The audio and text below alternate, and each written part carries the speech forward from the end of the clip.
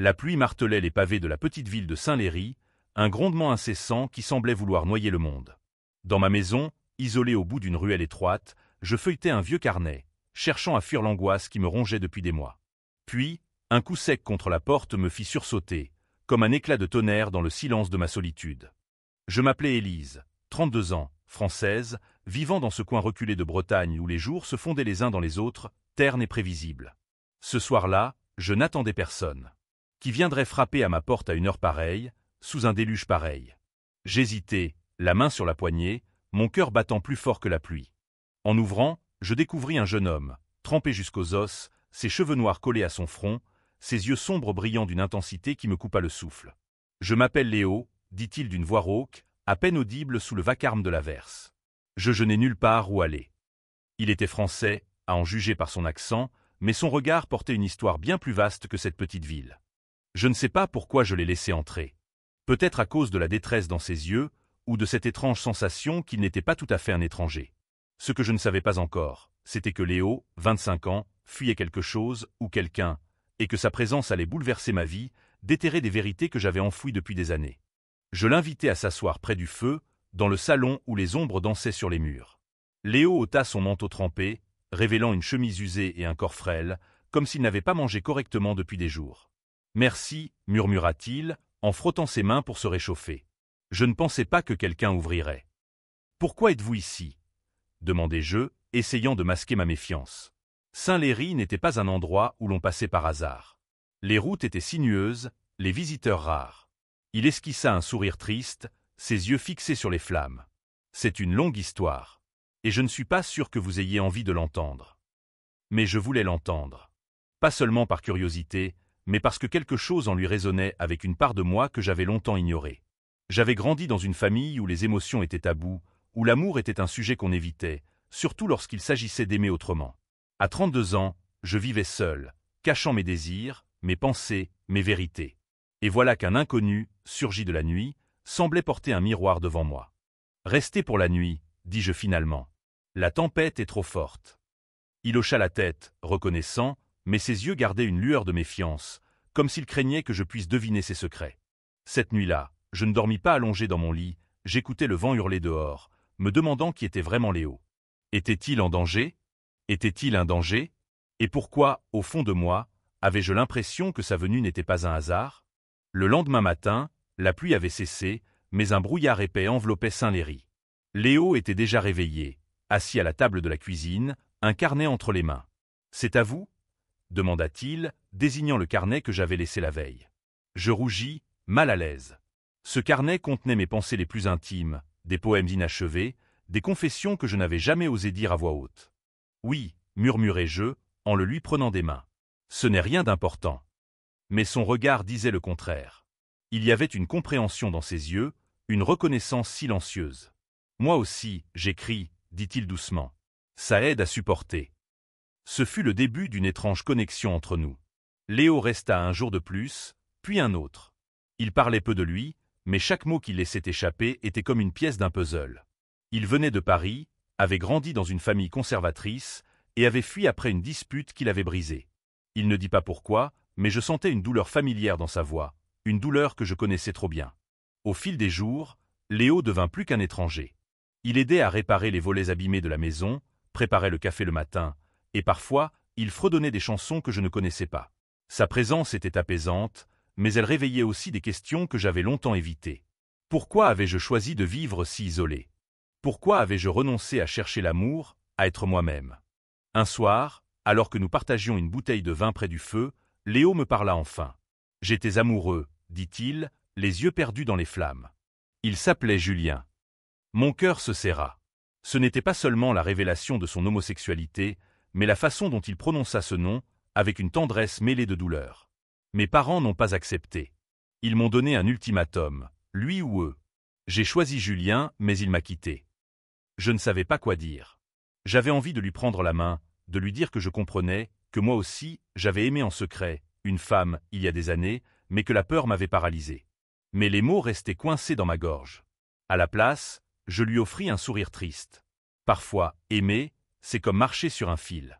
On tombe et on se relève, mais on n'oublie jamais la chute. Léo me regarda, et pour la première fois, je sentis qu'il me voyait vraiment. Pas seulement Élise, la femme solitaire de Saint-Léry, mais Élise, celle qui cachait ses blessures, ses désirs, ses espoirs. « Et vous, Élise » demanda-t-il. « Qui avez-vous aimé » Je détournai les yeux, incapable de répondre. Pas encore. Mais cette question ouvrit une brèche en moi, une brèche par laquelle s'engouffrèrent des souvenirs que j'avais cru enterrer. Les semaines passèrent, et Léo devint une partie de ma vie. Nous parlions de tout et de rien. Des livres que nous aimions, des rêves que nous avions abandonnés, des chansons qui nous faisaient vibrer. Mais il y avait toujours cette barrière entre nous, ce silence autour de nos passés. Un jour, alors que nous marchions dans les champs près de Saint-Léry, Léo s'arrêta soudain. « Élise, pourquoi vous cachez-vous ici » Sa question me prit de court. « Je ne me cache pas, » répondis-je, sur la défensive. « J'aime la tranquillité. » Mais il secoua la tête. « Non, ce n'est pas ça. Vous fuyez quelque chose, comme moi. » Il avait raison, bien sûr. J'avais quitté Paris après une rupture qui m'avait brisé, une relation avec une femme nommée Clara. J'avais cru que l'amour pouvait tout surmonter, mais la société, ma famille, mes propres doutes m'avaient fait plier. J'avais choisi de m'exiler ici, à Saint-Léry, pour ne plus jamais avoir à affronter ce regard désapprobateur, ce jugement silencieux. Ce soir-là, je lui racontais tout. Les mots sortaient comme une vague, emportant avec eux des années de silence. Léo m'écouta sans m'interrompre, et quand j'eus fini, il posa une main sur mon épaule. « Vous méritez mieux que cette solitude, Élise. Vous méritez d'être aimée pour qui vous êtes. » Ces mots étaient simples, mais ils touchèrent une corde sensible. Pour la première fois depuis des années, je me sentis vue, comprise. Et pourtant, une peur nouvelle grandissait en moi. Et si Léo partait? Et s'il n'était qu'un autre chapitre de ma vie, destiné à s'achever? Une nuit, alors que Léo dormait sur le canapé, je trouvai une lettre glissée sous la porte. Pas d'expéditeur, juste mon nom écrit d'une main tremblante. En l'ouvrant, je découvris un message bref, mais qui me glaça le sang. Il n'est pas celui qu'il prétend être. Partez avant qu'il ne soit trop tard. Mon cœur s'emballa. Qui était Léo? Vraiment? Était-il en danger, ou étais-je celle qui risquait quelque chose? Je passai la nuit à relire la lettre, à écouter les craquements de la maison, à me demander si j'avais fait une erreur en lui ouvrant ma porte. Le lendemain, je confrontai Léo. Il lut la lettre, son visage blême. « Je ne sais pas qui a écrit ça, dit-il, mais je ne vous veux aucun mal, Élise. Je vous le jure. » Sa voix tremblait, mais ses yeux étaient sincères. Je voulais le croire, mais le doute s'était insinué en moi. Pourtant, je ne pouvais pas le chasser. Pas encore. Quelque chose me disait que cette lettre n'était que le début, que nos passés respectifs allaient bientôt nous rattraper. Le lendemain de la découverte de la lettre, une tension nouvelle s'installa entre Léo et moi. Je voulais lui faire confiance, mais les mots griffonnés sur ce bout de papier me hantaient. Qui pouvait savoir qu'il était ici? Et pourquoi vouloir me mettre en garde? Saint-Léry était une petite ville où les rumeurs voyageaient plus vite que le vent, mais personne ne connaissait Léo. Du moins, c'est ce que je pensais. Ce matin-là, je décidai de me rendre au marché du village, espérant glaner des informations. Léo insista pour m'accompagner, malgré mon hésitation. « Si quelqu'un me cherche, dit-il, je veux savoir qui c'est. » Sa voix était ferme, mais je pouvais voir l'inquiétude dans ses yeux. Au marché, les regards se tournèrent vers nous. Les habitants de Saint-Léry n'étaient pas habitués à voir des étrangers, encore moins à me voir en compagnie de quelqu'un. Madame Dubois, la boulangère, me lança un sourire curieux. « Un ami de passage, Élise ?» demanda-t-elle, son regard scrutant Léo. Je hochai la tête, mal à l'aise, tandis que Léo restait silencieux, son chapeau baissé pour masquer ses traits. En rentrant, je ne pus m'empêcher de lui poser la question qui me brûlait les lèvres. « Léo, est-ce que quelqu'un te suit ?» Il s'arrêta net, son sac de provisions tombant presque de ses mains. « Pourquoi tu dis ça ?» Sa voix était tranchante, comme s'il se sentait acculé. Je sortis la lettre de ma poche et la lui tendis à nouveau. « À cause de ça. » Il soupira, passant une main dans ses cheveux. « Je ne sais pas, Élise. Peut-être que c'est Julien. Ou quelqu'un de ma famille. Ils ne m'ont jamais vraiment laissé partir. » Il me raconta alors comment, après sa rupture avec Julien, sa famille avait engagé un détective pour le retrouver. Ils veulent me ramener à Paris, me « réparer », comme ils disent. Je sentis une colère monter en moi. Réparer. Ce mot me ramenait à mes propres souvenirs, aux sermons de ma mère, au regard désapprobateur de mon père quand ils avaient découvert mon amour pour Clara. « Ils ne peuvent pas te forcer », dis-je avec force. « Tu es libre, Léo. » Il me regarda, un mélange de gratitude et de tristesse dans les yeux. Libre, murmura-t-il. Je ne sais même plus ce que ça veut dire. Les jours suivants, notre relation devint plus profonde, mais aussi plus fragile. Chaque bruit dehors, chaque ombre dans la nuit, me faisait sursauter. Léo, lui, semblait osciller entre l'envie de rester et celle de fuir à nouveau. Pourtant, il restait. Et chaque soir, nous parlions, partageant des fragments de nos vies, comme si nous cherchions à reconstruire quelque chose à partir des ruines. Un soir, alors que nous étions assis sous le porche, regardant les étoiles percées à travers les nuages, Léo me prit la main. « Élise, je ne t'ai pas tout dit, » murmura-t-il. « Julien, il n'a pas juste rompu avec moi. Il m'a trahi. » Il me raconta alors une histoire qui me glaça le sang. Julien, son grand amour, avait été manipulé par sa famille. Il lui avait offert de l'argent pour quitter Léo, pour le convaincre de revenir dans le droit chemin. Julien avait fini par céder, laissant Léo seul, brisé et sans ressources. « C'est pour ça que je suis ici, » conclut-il. Je ne pouvais plus rester à Paris.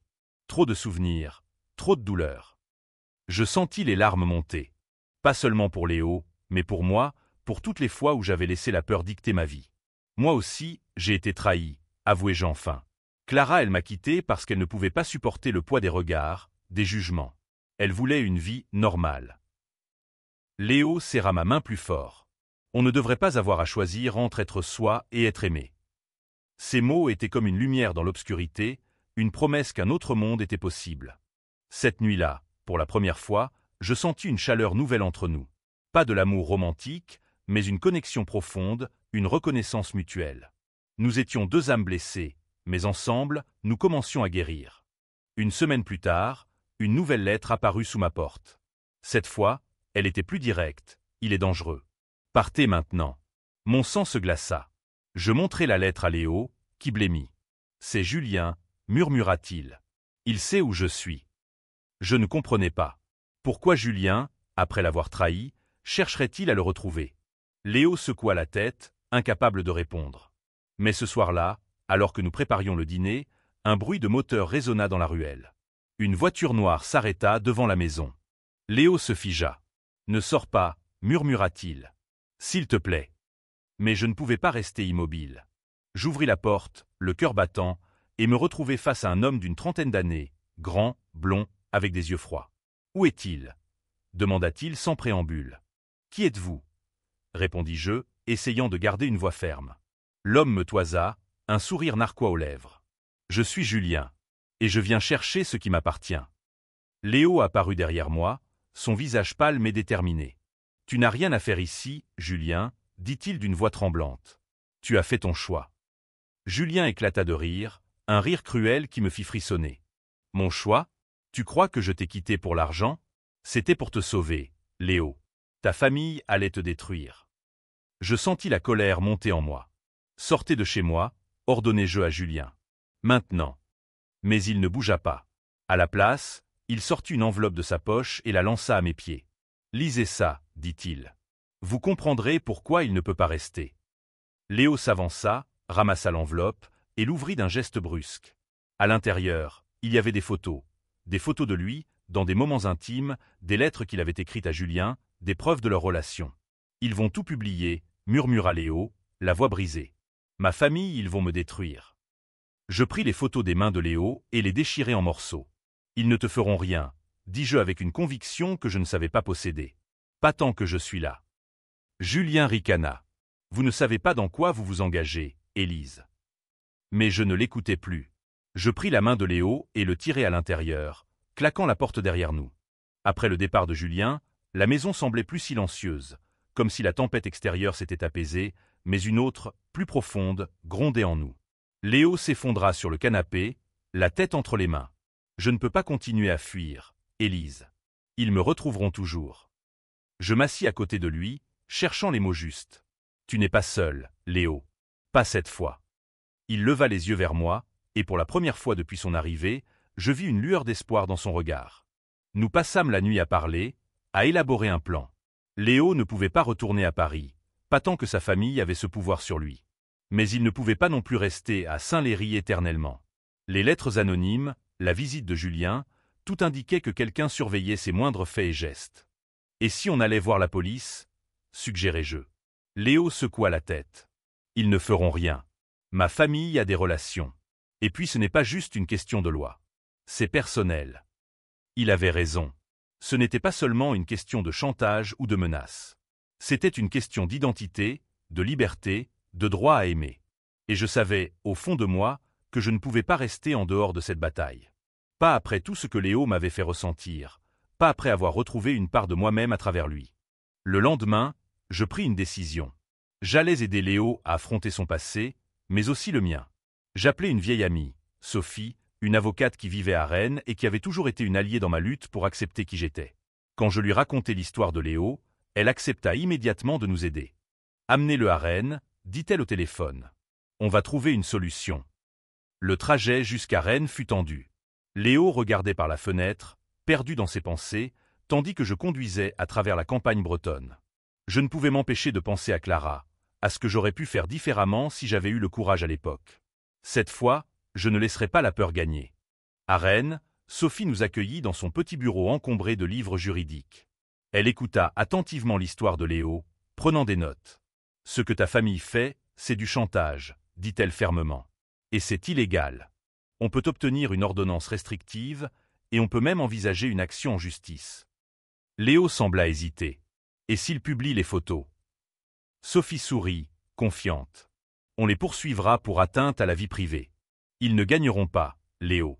Pas cette fois. » Pour la première fois, je vis un poids s'enlever des épaules de Léo. Il n'était pas encore libre, mais il y avait une lueur au bout du tunnel. Sophie nous conseilla de retourner à Paris pour affronter directement la famille de Léo. C'était risqué, mais c'était la seule façon de mettre fin à cette traque. Je décidai de l'accompagner. Pas seulement pour lui, mais pour moi. Paris était la ville où j'avais aimé, où j'avais souffert, où j'avais perdu une part de moi-même. Il était temps de la récupérer. Nous prîmes le train, nos bagages légers, mais nos cœurs lourds. Léo me parla de sa famille, de son père, un homme d'affaires influent, et de sa mère, une femme pieuse qui voyait son homosexualité comme une abomination. « Ils ne m'ont jamais vraiment aimé, dit-il. Ils aimaient l'idée de moi, le fils parfait qu'ils voulaient que je sois. » Je posai une main sur la sienne. Ils ne savent pas ce qu'ils perdent. À Paris, nous nous installâmes dans un petit hôtel près de Montmartre. Sophie avait arrangé une rencontre avec un avocat spécialisé dans les affaires de chantage. Mais avant cela, Léo voulait revoir Julien, une dernière fois, pour clore ce chapitre de sa vie. Julien accepta de rencontrer Léo dans un café discret près de la Seine. Je restai à l'écart, observant de loin, mais mon cœur battait à tout rompre. Julien semblait nerveux, ses yeux parcourant la foule comme s'il craignait d'être suivi. Léo, lui, était étrangement calme. « Pourquoi es-tu revenu ?» demanda-t-il à Julien. Ce dernier baissa les yeux. « Je n'ai jamais voulu te faire du mal, Léo. Mais ta famille, ils m'ont menacé. Ils ont menacé ma famille. » Léo serra les poings. « Tu aurais pu me le dire. Tu aurais pu me faire confiance. » Julien secoua la tête, des larmes dans les yeux. J'avais peur. Je sentis une douleur familière en regardant cette scène. Combien de fois avais-je laissé la peur dicter mes choix? Combien de fois avais-je abandonné ce que j'aimais pour éviter la douleur? Léo se leva, posant une main sur l'épaule de Julien. « Je te pardonne, » dit-il doucement, « mais je ne peux plus vivre pour toi. » Puis il tourna les talons et revint vers moi, les yeux brillants de larmes mais aussi de détermination. La rencontre avec l'avocat à Paris fut un tournant.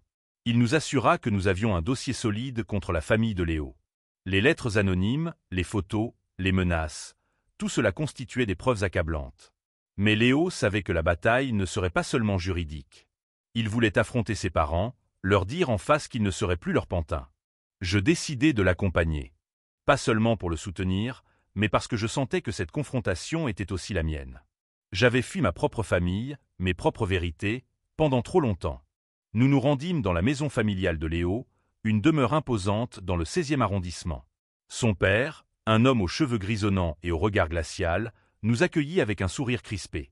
Sa mère, élégante mais distante, ne prononça pas un mot. « Je ne suis pas là pour demander votre pardon, » dit Léo, la voix ferme. « Je suis là pour vous dire que je ne vous laisserai plus contrôler ma vie. » Son père éclata de rire, un rire amer. « Tu crois que tu peux nous défier?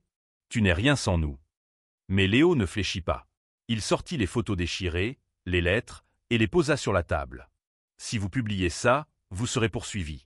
Et je n'ai plus rien à perdre. » Je vis une lueur de panique dans les yeux de son père. Sa mère, elle, détourna le regard, comme si elle ne pouvait pas supporter de voir son fils tel qu'il était vraiment. Après la confrontation, Léo semblait libéré, mais épuisé. Nous rentrâmes à l'hôtel en silence, chacun perdu dans ses pensées. Ce soir-là, il me prit dans ses bras, un geste simple mais chargé d'émotion. « Merci, Élise. Sans toi, je n'y serais pas arrivé. » Je souris, les larmes aux yeux. « Tu m'as aidé aussi, Léo. Tu m'as rappelé qui je suis. » Le lendemain, nous décidâmes de retourner à Saint-Léry. Pas pour nous cacher, mais pour construire quelque chose de nouveau. Léo voulait écrire, raconter son histoire, peut-être même publier un livre. Et moi, je voulais rouvrir mon carnet, reprendre mes poèmes, et peut-être, un jour, retrouver Clara, non pas pour renouer, mais pour lui dire que j'avais survécu. De retour à Saint-Léry, la vie reprit son cours, mais elle n'était plus la même. La maison, autrefois un refuge solitaire, était maintenant remplie de rires, de conversations, de projets. Léo et moi n'étions pas amoureux, mais nous étions devenus une famille, deux âmes liées par une compréhension profonde. Pourtant, une ombre planait encore. Sophie nous appela pour nous informer que la famille de Léo avait tenté de faire publier les photos, mais l'avocat avait réussi à les bloquer. Ils étaient maintenant sous le coup d'une enquête pour chantage. Léo, pour la première fois, semblait croire en sa liberté. Quant à moi, je commençais à écrire à nouveau. Mes poèmes parlaient d'amour, de douleur, mais aussi d'espoir. Je les partageais avec Léo, qui m'encourageait à les publier. « Tu as une voix, Élise. Laisse le monde l'entendre. » Un an après cette nuit de pluie où Léo avait frappé à ma porte, nous étions assis sous le porche, regardant les étoiles. La tempête était loin derrière nous, mais elle avait laissé des traces, des cicatrices, mais aussi une force nouvelle. Léo avait commencé à écrire son livre, une autobiographie qui racontait son parcours, sa lutte, son amour. Il avait même reçu une offre d'édition. Quant à moi, j'avais envoyé mes poèmes à une petite maison d'édition à Rennes, et à ma grande surprise, ils avaient été acceptés. « Tu sais, Élise, » dit Léo en regardant le ciel, « cette nuit où je suis arrivé ici, je pensais que ma vie était finie. Mais c'était le début. » Je souris, posant une main sur la sienne. Pour moi aussi. Nous n'avions pas toutes les réponses, pas toutes les victoires. Mais nous avions trouvé quelque chose de plus précieux, le courage d'être nous-mêmes et la force de nous battre pour ceux que nous aimions. Cette nuit de pluie avait changé nos destins, non pas parce qu'elle nous avait sauvés, mais parce qu'elle nous avait donné la chance de nous sauver nous-mêmes. Les mois qui suivirent furent comme une lente reconstruction. Saint-Léry, avec ses ruelles pavées et ses champs battus par le vent, devint plus qu'un refuge. C'était un foyer. Léo et moi partagions désormais la maison comme deux compagnons de route, liés par une amitié forgée dans les épreuves. Mais les échos du passé ne s'effaçaient pas si facilement. Un matin, en allant chercher le courrier, je trouvai une nouvelle enveloppe, sans expéditeur. Mon cœur se serra, craignant un retour des menaces. Mais cette fois, ce n'était pas une lettre anonyme. C'était une carte, écrite à la main, de Clara. « Élise, je ne sais pas si tu liras ceci, mais je devais essayer. J'ai appris ce que tu as fait pour Léo. Tu es plus courageuse que je ne l'ai jamais été. Je suis désolé pour tout. Clara. » Je restai figé, la carte tremblant entre mes mains. Léo, qui sortait de la maison, remarqua mon trouble. « Tout va bien ?» demanda-t-il. Je lui tendis la carte sans un mot. Il la lut, puis posa une main sur mon épaule. « Tu veux lui répondre ?» Je secouai la tête. Pas encore. Mais cette carte raviva quelque chose en moi. Pas de l'amour pour Clara, mais une envie de clore ce chapitre de ma vie, de lui pardonner, comme Léo avait pardonné à Julien. Inspiré par la carte de Clara, je décidai d'écrire une lettre. Pas pour elle, mais pour moi. Je racontais tout, la douleur de notre rupture, la solitude qui avait suivi, et la force que j'avais trouvée grâce à Léo. J'écrivis jusqu'à l'aube, et quand j'eus fini, je me sentis plus légère, comme si j'avais enfin lâché un poids que je portais depuis des années. Léo, de son côté, avançait sur son livre. Il me lisait des extraits, des passages crus et émouvants qui racontaient son amour pour Julien, sa lutte contre sa famille, et sa découverte de lui-même à Saint-Léry. « Tu penses que quelqu'un voudra lire ça ?» demanda-t-il un soir, un peu inquiet. « Ils ne pourront pas s'en empêcher, » répondis-je. « Parce que c'est vrai. » Nos soirées étaient devenues un rituel. Nous lisions nos écrits, partagions nos doutes, nos espoirs. C'était comme si, à travers nos mots, nous construisions un pont vers un avenir où nous pourrions être pleinement nous-mêmes. Un jour, Sophie nous rendit visite à Saint-Léry. Elle apportait des nouvelles. L'enquête contre la famille de Léo progressait, et il risquait des sanctions sérieuses. Mais elle avait aussi une idée. « Vous devriez organiser quelque chose ici, dit-elle. Un espace pour les gens comme vous, pour ceux qui ont besoin d'un refuge, d'un endroit où ils peuvent être eux-mêmes. L'idée nous frappa comme une évidence. Saint-Léry, avec sa tranquillité, pouvait devenir un havre pour ceux qui, comme nous, avaient été rejetés, jugés ou forcés de se cacher. Nous commençâmes à organiser des rencontres, d'abord petites, dans ma maison. Des jeunes, des artistes, des âmes perdues venaient partager leurs histoires, leurs chansons, leurs poèmes. Léo s'épanouissait dans ce rôle. Il parlait avec chacun, écoutait, encourageait. Et moi, je trouvais un nouveau sens à ma vie. Ces rencontres me rappelaient que nous n'étions pas seuls, que notre lutte était partagée par tant d'autres. Finalement, je décidai de répondre à Clara. Ma lettre était courte, mais sincère. Clara, merci pour tes mots. Je ne suis plus la personne que j'étais, et je ne pense pas que nous puissions revenir en arrière. Mais je te pardonne, et j'espère que tu trouveras la paix que tu cherches. Élise. En postant la lettre, je sentis un dernier morceau de mon passé s'envoler. Je n'avais plus besoin de Clara pour me sentir entière.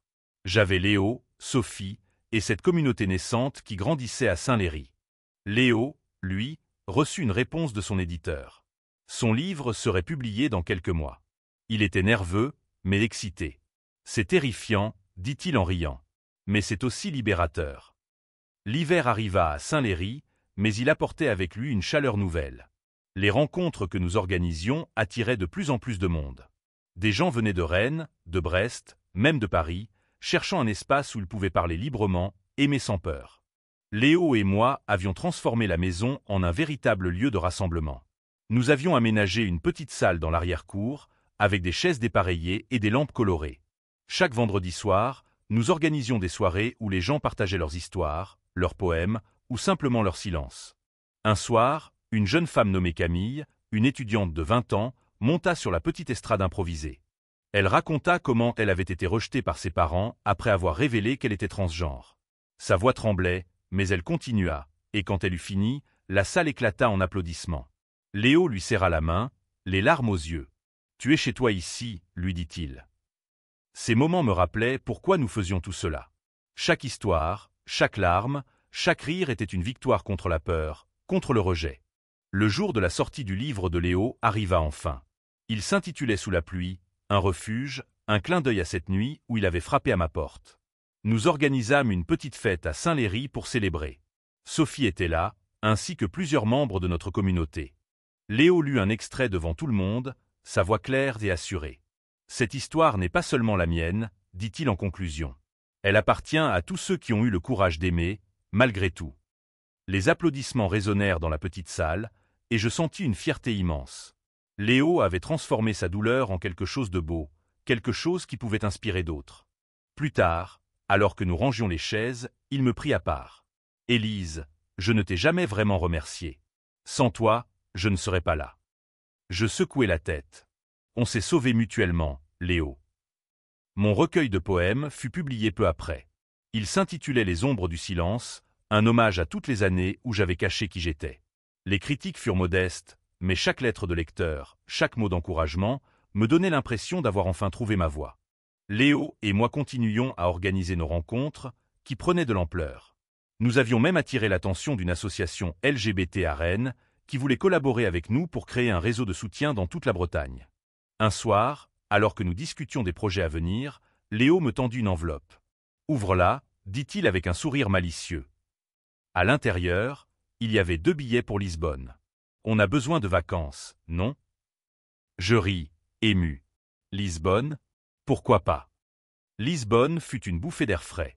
Nous marchâmes dans les ruelles colorées, goûtâmes à la cuisine locale, et dansâmes sous les étoiles lors d'une fête de quartier. Pour la première fois depuis longtemps, je me sentais libre, légère, comme si le poids de mon passé s'était enfin envolé. Léo, lui, semblait rayonner. Il parlait de ses projets, de son envie d'écrire un 2e livre, peut-être une fiction cette fois. Et toi, Élise, qu'est-ce que tu veux faire? Je réfléchis, regardant l'horizon où la mer rencontrait le ciel.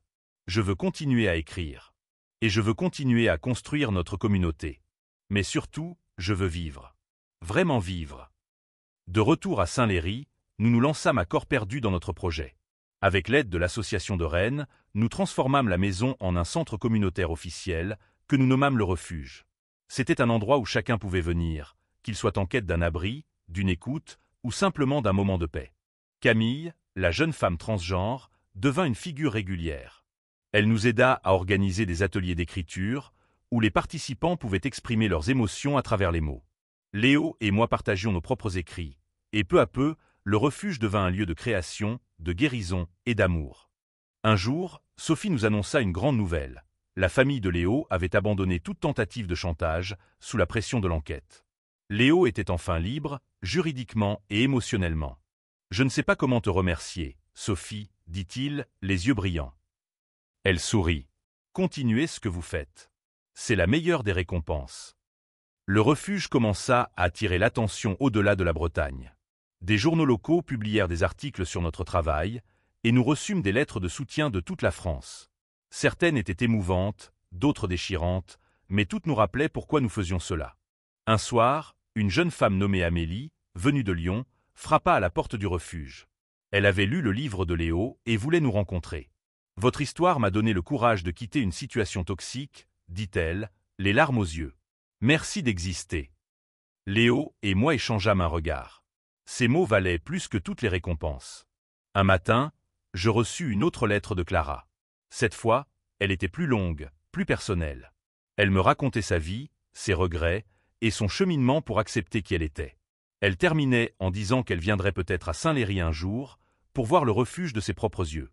Je montrai la lettre à Léo, qui sourit. « Tu penses qu'elle viendra ? » « Peut-être, dis-je. Mais même si elle ne vient pas, je suis en paix avec ça. » C'était vrai. Clara faisait partie de mon passé, mais elle ne définissait plus mon avenir. J'avais trouvé ma place, ma voie, et une communauté qui m'acceptait tel que j'étais. Alors que l'été approchait, une nouvelle tempête s'annonça, pas une tempête de pluie, mais une tempête médiatique. Un journal conservateur publia un article critiquant le refuge, nous accusant de promouvoir des valeurs contraires à la tradition. Léo et moi fûmes secoués, mais pas surpris. Nous savions que notre travail attirerait des critiques. Avec l'aide de Sophie et de notre communauté, nous rédigeâmes une réponse, publiée dans un journal local. « Le refuge n'est pas un lieu de rébellion », écrivîmes-nous. C'est un lieu d'amour, d'acceptation et de guérison. Nous ne demandons pas à être approuvés, mais à être respectés. À notre grande surprise, l'article reçut un soutien massif. Des dons affluèrent, et de nouveaux membres rejoignirent le refuge. Ce qui avait été une attaque devint une opportunité de faire entendre notre voix encore plus fort. 2 ans après cette nuit de pluie, le refuge était devenu un symbole d'espoir pour beaucoup. Nous avions ouvert une 2e maison à Rennes, et une 3e était en projet à Nantes. Léo et moi voyagions parfois pour donner des conférences, partager nos histoires, et inspirer d'autres à créer des espaces similaires. Léo avait publié un 2e livre, une fiction cette fois, sur 2 âmes perdues qui se trouvent dans une petite ville bretonne. Il me l'avait dédié, avec une simple phrase, « À Élise, ma lumière dans la tempête ». Mes poèmes, eux, continuaient de trouver leur public. Chaque lecture, chaque lettre de lecteur, était une preuve que mes mots avaient un impact. J'avais même commencé à écrire un roman, inspiré par notre histoire, par le refuge, par tout ce que nous avions construit. Un soir d'automne, alors que nous organisions une soirée au refuge, une femme entra. Elle était grande, avec des cheveux au burn et un regard familier. Clara. Mon cœur s'arrêta un instant. Léo, qui était à côté de moi, murmura « Tu veux que je reste ?»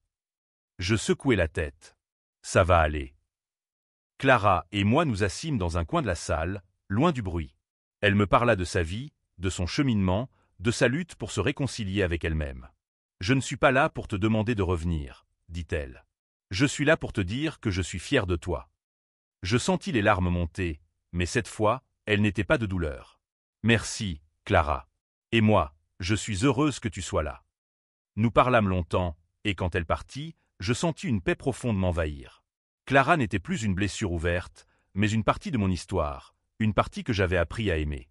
Léo et moi continuâmes à faire grandir le refuge. Nous accueillions des jeunes, des familles, des âmes perdues, et nous leur donnions un espace pour être eux-mêmes. Chaque histoire que nous entendions renforçait notre conviction que nous faisions quelque chose d'important. Un soir, alors que nous regardions les étoiles depuis le porche, Léo me demanda « Tu penses qu'on aurait pu imaginer tout ça, cette nuit où je suis arrivé ?» Je ris doucement. « Non, mais je suis tellement reconnaissante que tu aies frappé à ma porte. » Cette nuit de pluie avait été le début d'un voyage inattendu. Léo et moi avions trouvé plus qu'un refuge. Nous avions trouvé un sens, une communauté une famille.